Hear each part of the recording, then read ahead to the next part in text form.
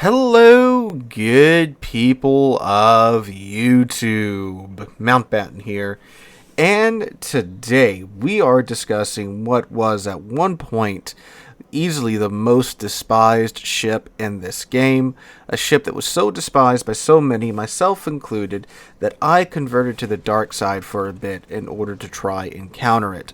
And that is the one, the only, the Tier 10 American Steel Aircraft Carrier, the FDR. So, why was the FDR so despised? Well, first off, it's a carrier. Second off, planes.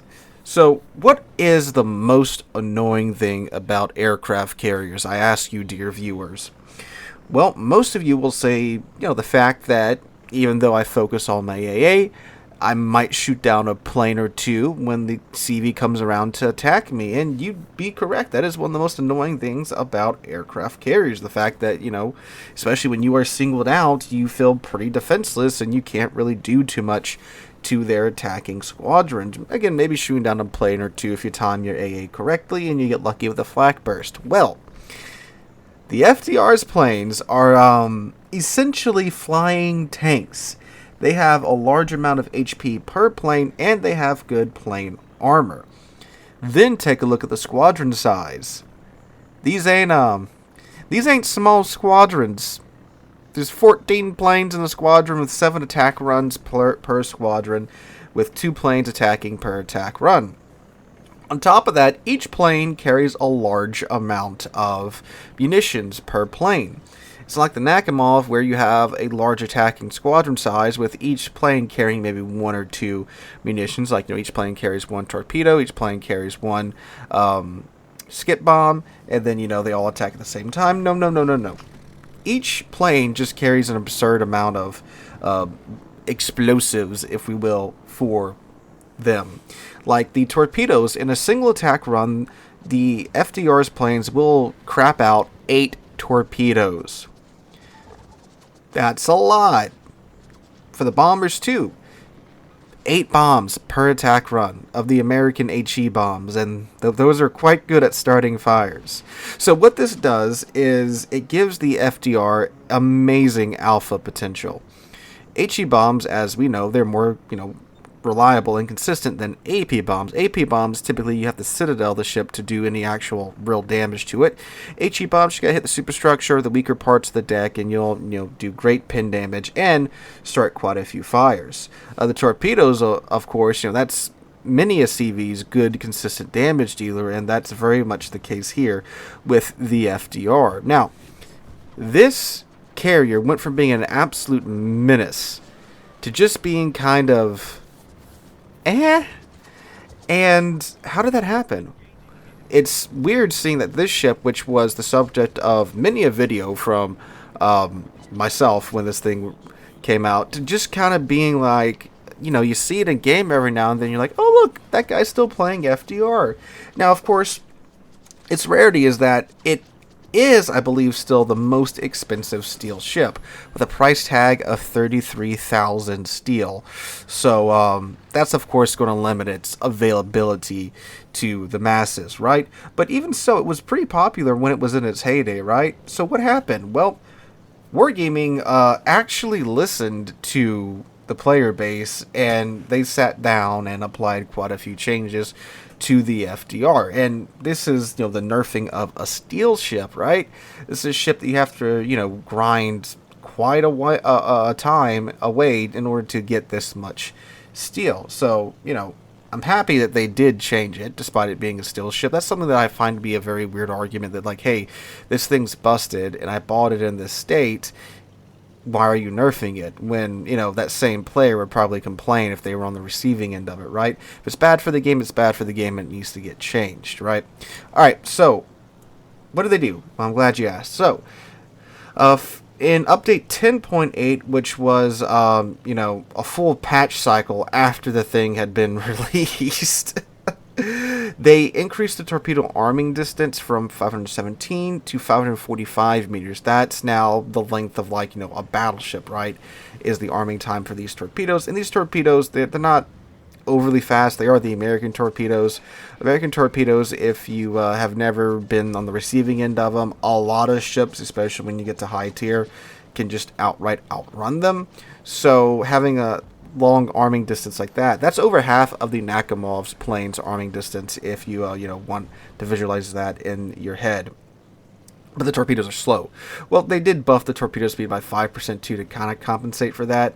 So, you got a little bit more warning time with the torpedoes. Now, however, the torpedoes are still really freaking good because, as I'm sure you'll see in the background footage somewhere, the torpedo planes are so maneuverable that once you go into the attack run phase, you can just spin around in a circle and do a 360 and then dump your torpedoes on the enemy ship. And you can make great use of that because now it's like, oh, well, you can't maneuver target ship enough to avoid the torpedoes. I can still pretty much get most of my 8 torpedoes on target. So, yeah. But again, you got a little bit more room to wiggle now. A big change came to the bombers HE Alpha. So the HE Alpha, all of the bombers got nerfed from 11,200 to 10,600 per bomb. That's, of course, if they Citadel, but that does, of course, affect the amount of damage you can do overall. And the penetrations got nerfed from 67 to 64 millimeters, and the chance of fire was cut down from 64% to 60%. So, yeah, that happened. Which, those are 2 slight nerfs, but those are 2, nerfs to the 2 best squadrons on the carrier. If you notice, I didn't even talk about the rocket planes. Most FDR players won't even touch the rocket planes because they're really not great. They do spew out a ton of rockets, but it's over a very large area, and they're typically not worth using in most cases. And if an FDR is using their rocket planes, it means they're out of the torpedo bombers and the HE bombers. Then 2 patches later, they hit her with a more painful nerf. They finally nerfed the HP of the planes. The attack aircraft, which are the rocket planes, which hardly anyone ever used, they lost their HP Their HP went down from 3,200 to 3,040. The dive bombers decreased their HP, had their HP decreased from 3,710 HP to 3,525. The torpedo bombers, their HP went down from 3,690 to 3,505. Now, you might be seeing, well, Sealord, that doesn't sound like a huge plane nerf. Well, I mean, when you consider these planes are literally, their HP's in the 3,000s, and they're losing, about 150-ish HP. That's, pretty decent chunk of their HP. Now, the other thing about the FDR's planes is that they're slow, both in terms of their regeneration rate and in their speed. It takes around 114 seconds for the planes to regenerate one plane on the carrier. So when you lose one plane, that's, well, you gotta wait about 2 minutes for that one plane to be replaced. When you lose 2 or 3, now you're up to, 6 minutes to replace those planes. So, yeah, losing planes does hurt. Now, you do have a large squadron size. It's 14 planes, but I mean, even with the amount of HP and the armor that these planes have, the nerfed amount that they have today, you will be losing planes when you attack anything more than 1 or 2 ships, despite their AA rating, from my experience at least. So, yeah, over time, late game FDR is a pretty weak ship with maybe a handful of planes left, but with the large amount of munitions that the planes do carry, it can still kind of make do, but definitely not like it used to, right? Now, on top of that too, the planes are quite slow if you haven't noticed. Both the torpedo bombers and the HE bombers, they are both chilling at a speed of 119 knots for their cruising speed. You have the boost where they can go a little bit faster, but that's just slow, right?